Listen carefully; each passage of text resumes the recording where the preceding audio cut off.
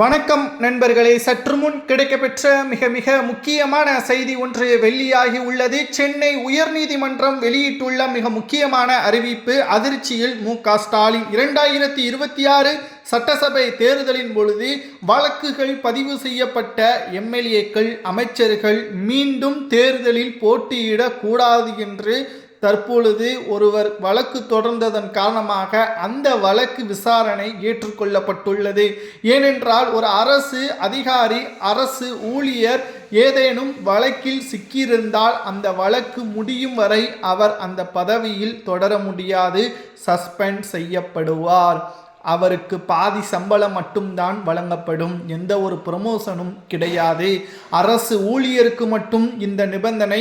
ஆனால் அரசியல்வாதிகளுக்கு என்ன வழக்குகள் இருந்தாலும் அவர் தொடர்ச்சியாக பதவியில் இருக்கலாம், அவர் மீண்டும் தேர்தலில் போட்டியிடலாம் என்று எப்படி கூறுவது? இந்த வழக்கு விசாரணை என்பது அரசியல்வாதிகள் மீது இருக்கக்கூடிய வழக்கு விசாரணையை முடித்துவிட்டு மீண்டும் அவர்கள் தேர்தலில் போட்டியிட வேண்டும். அவர்கள் மீது அதிக அளவு வழக்குகள் இருந்தால் தேர்தலில் போட்டியிடக்கூடாது. தற்பொழுது அதிமுகவில் இருக்கக்கூடிய எம்எல்ஏக்கள், அமைச்சர்கள் மீது தான் அதிக அளவு வழக்குகள் இருக்கிறது. இதனால் என்ன செய்வதென்று தெரியாமல் அதிர்ச்சியில் இருக்கிறார் முதல்வர் ஸ்டாலின் அவர்கள். 2026 சட்டசபை தேர்தலில் எப்படியாவது திமுக வெற்றியடைய வேண்டும் என்ற முனைப்பில் இருக்கிறது.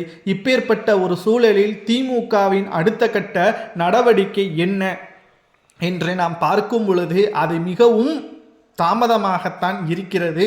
காரணம், காங்கிரஸ் திமுக கூட்டணி தற்பொழுது தொடர்ந்தாலும் சட்டசபை தேர்தலுக்கான கூட்டணியை இன்னும் அதிகாரப்பூர்வமாக காங்கிரஸோ திமுகவோ அறிவிக்கவில்லை. சுமார் 60 தொகுதிகள் வரை காங்கிரஸ் கேட்கிறது. திமுகவோ மத்தியில் உங்களுக்கு செல்வாக்கு இல்லை, பீகாரில் நீங்கள் தேர்தலில் போட்டியிட்டு 6 இடங்களை மட்டும்தான் கைப்பற்றியுள்ளீர்கள், தமிழ்நாட்டிலும் அதே நிலைமைதான் மாறும். அதனால் காங்கிரசிற்கு 23 தொகுதிகள் அல்லது 25 தொகுதிகள் போதுமானது என்று திமுகவின் தலைமை கூறியுள்ளது. 2 பிரச்சனைகளுக்கு நடுவில் தற்பொழுது காங்கிரஸ் கூட்டணி வேண்டாம் என்று கைவிரித்தால் நேரடியாக விஜய் அவர்களது தலைமையில் காங்கிரஸ் கூட்டணிக்கு செல்லும்.